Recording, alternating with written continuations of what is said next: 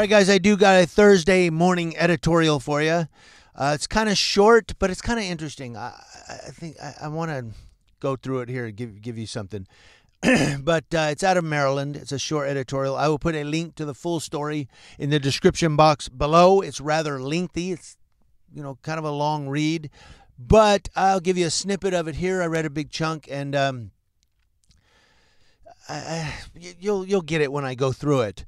I'm also going to put a link to a video below of the Copwatcher Tempe against police violence. Tempe against police violence.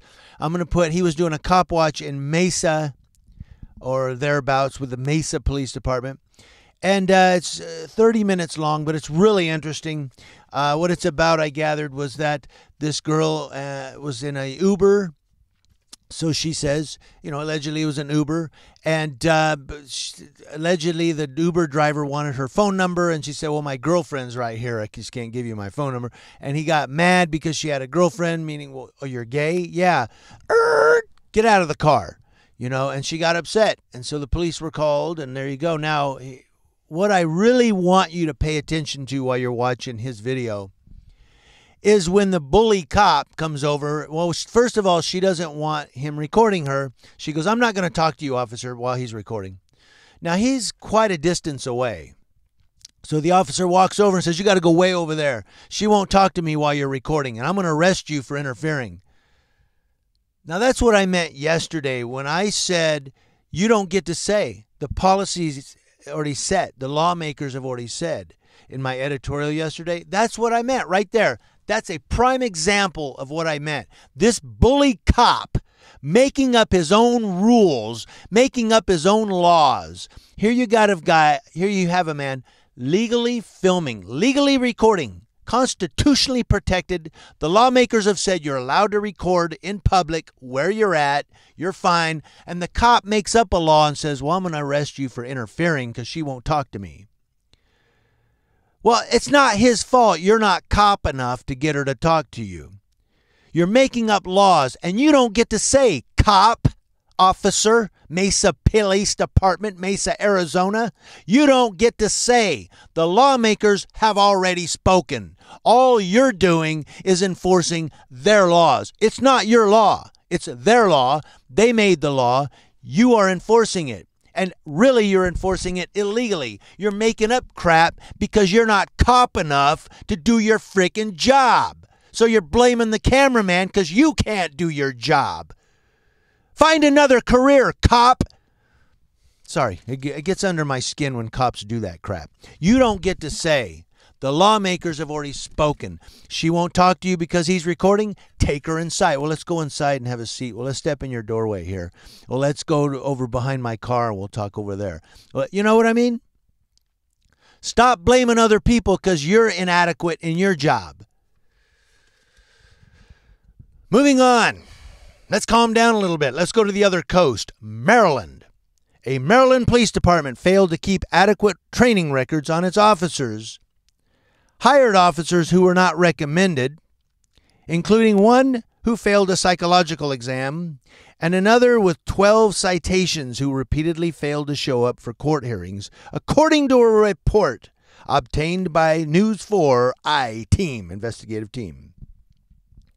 The report issued by compliance officers for Maryland's Police and Correctional Training Commission noted more than 24 deficiencies within the District Heights Police Department after an investigation into its training records and hiring practices. The department is comprised of 10 officers besides the police chief. 6 are mentioned by name in the report as having deficiencies in their records or in their background processes. So here you have District Heights Police Department of Maryland.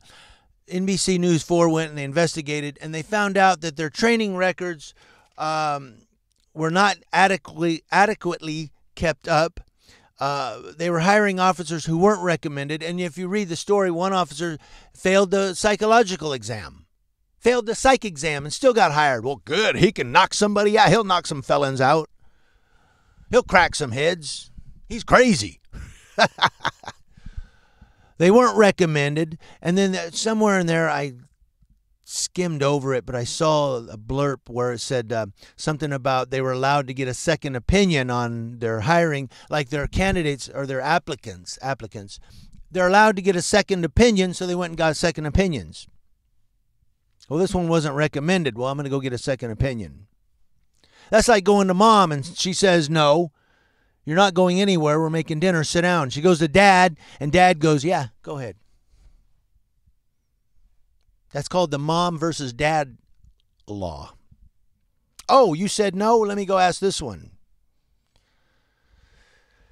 So, but what I really wanted to bring this editorial out for is what I want to do this is to bring it to all of you to ask you that if you think that cop watchers and First Amendment activists are making a difference. Because everyone now is looking at police transparency, police accountability. This news team, they've got an investigative team that went and looked into the Maryland or the Highland District Heights, Maryland Police Department's records, training records.